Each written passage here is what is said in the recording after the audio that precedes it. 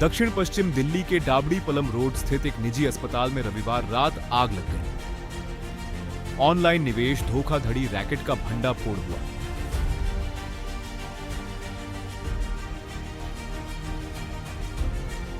Cyber crime unit ने एक फर्जी बीमा रिन्यूअल गिरोह का भंडा फोड़कर 4 आरोपियों को गिरफ्तार किया। दिल्ली और राष्ट्रीय राजधानी क्षेत्र एनसीआर में प्रशासन द्वारा अवैध निर्माणों और अतिक्रमण के खिलाफ बड़े पैमाने पर सख्त बुलडोजर कार्रवाई जारी है। यमुना सफाई अभियान के तहत बड़ी मात्रा में कचरा हटाया गया। दिल्ली मास्टर प्लान एमपीडी के क्षितिज वर्ष हॉराइजन ईयर को 2041 से बढ़ाकर 2047 करने पर गंभीर चर्चा और समीक्षा की गई है। धूल नियंत्रण के लिए सड़कों के पुनर्निर्माण की योजना पर काम जारी है। दिल्ली की आबादी पिछले 15 वर्षों में 37.5% बढ़कर अब 2.30 करोड़ के पार पहुंच गई है। उत्तर पूर्वी दिल्ली सबसे अधिक आबादी वाला जिला बना। उच्च शिक्षा से जुड़े कुछ महत्वपूर्ण प्रवेश कार्यक्रमों की समय सीमा बढ़ाई गई। छात्रों को दिल्ली की विरासत से जोड़ने के लिए नई पहल शुरू की गई। देश भर और विशेष रूप से दिल्ली एनसीआर के अस्पतालों में अग्नि सुरक्षा, फायर सेफ्टी व्यवस्था को लेकर कड़े कदम उठाए जा रहे हैं।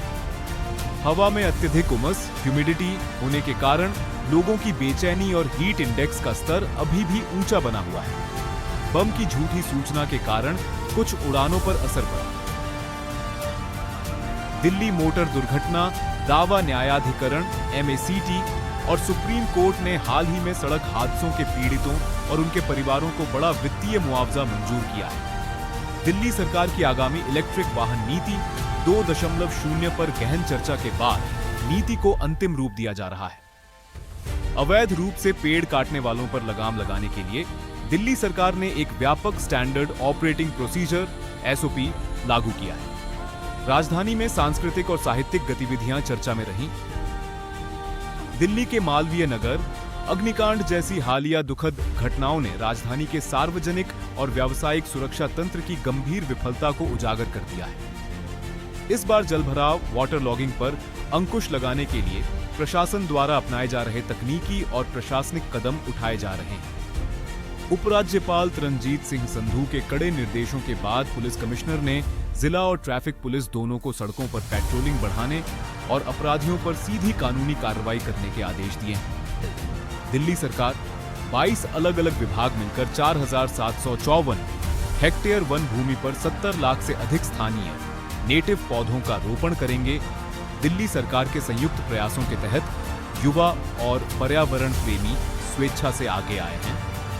दिल्ली एयरपोर्ट पर बांग्लादेश के प्रधानमंत्री के वरिष्ठ सलाहकार को हिरासत में लेकर पूछताछ। दिल्ली में जो परिवार 500 या 600 यूनिट से अधिक बिजली का उपयोग कर रहे हैं, बिलों में 7% से 18% तक की वृद्धि देखी जा सकती है।